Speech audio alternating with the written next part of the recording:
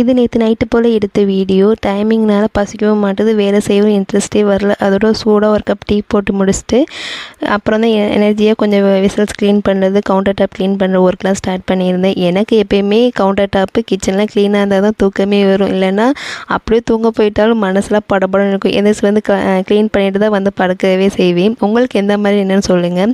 நேற்று அப்படி தான் சாதம் கொஞ்சம் மிந்திரிச்சு தண்ணி ஊற்றிட்டு படுக்க போயாச்சு.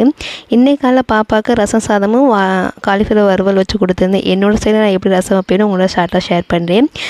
மிக்ஸி ஜாரில் 1 ஸ்பூன் மிளகு, 1 ஸ்பூன் ஜீரகம், 1/4 ஸ்பூன் வெந்தயம், 5-6 பல் பூண்டு, 2 தக்காளி, 2 பச்சை மிளகாய், கருவேப்பிலை தழை, மல்லியில சேர்த்து கொரகொரப்பாக அரைச்சிக்கோங்க. கடாயில் நல்லெண்ணெய் கடுகு விட்டு இந்த கொரகொரப்பான அரைச்ச பேஸ்ட்டு, பெருங்காயத்தூள், மஞ்சள் சேர்த்து 2 நிமிஷம் சாட்டேட் பண்ணிக்கோங்க. அதோட புளிக்கரசல் ஊற்றி இறக்கையில் கொஞ்சம் வெல்லம், கருவேப்பிலை தழை போட்டு இறக்குங்க. ஹோட்டல் ஸ்டைலில் இருக்கும்.